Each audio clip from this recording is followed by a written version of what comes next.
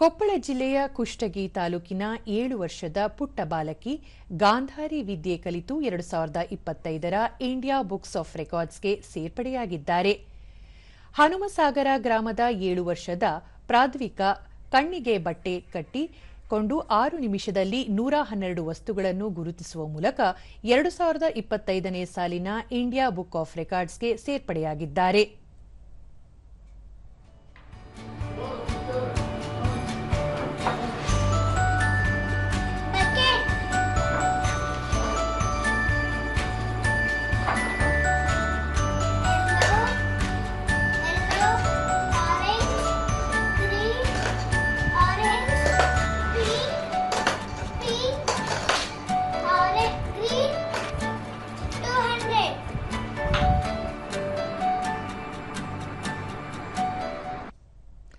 ದೂರದರ್ಶನದೊಂದಿಗೆ ಪ್ರಾದ್ವಿಕಾ, India book of ರೆಕಾರ್ಡ್ಸ್ನಲ್ಲಿ ನನ್ನ ಹೆಸರು ಸೇರಿರುವುದಕ್ಕೆ ತುಂಬಾ ಸಂತಸವಾಗಿದೆ ಎಂದು ಹೇಳುವ ಮೂಲಕ ಮತ್ತಷ್ಟು ಸಾಧನೆ ಮಾಡುವ ಹಂಬಲ ವ್ಯಕ್ತಪಡಿಸಿದರು.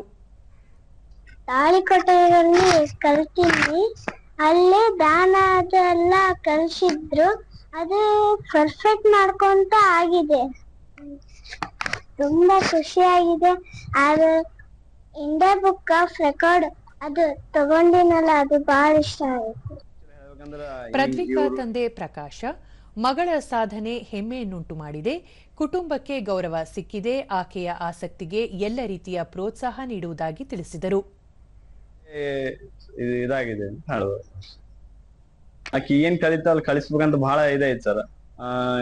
ಮುಂದೆ ಒಟ್ಟು ಓದೋ ಒಂದ್ ಏನಿಲ್ಲ, ಅದ್ರೊಳಗೆ ಬೇರೆ ಬೇರೆ ಆಕಿಗೆ ಬೇರೆ ಆಕ್ಟಿವಿಟೀಸ್ಗಳಿಗೆ ಕಲಿಸ್ಬೇಕಂತ ಬಹಳ ಆಸೆ ಇದೆ. ತಾಯಿ ಕಾವೇರಿ, 9 ನಿಮಿಷದಲ್ಲಿ 95 ವಸ್ತುಗಳನ್ನು ಗುರುತಿಸಲು ನಿಗದಿಯಾಗಿತ್ತು. ಆದರೆ ಪ್ರಾದ್ವಿಕಾ 6 ನಿಮಿಷದಲ್ಲಿ 112 ವಸ್ತುಗಳನ್ನು ಗುರುತಿಸಿ ಸಾಧನೆ ಮಾಡಿದ್ದು ನಮಗೆ ಹೆಮ್ಮೆ ಅನಿಸಿದೆ ಎಂದರು.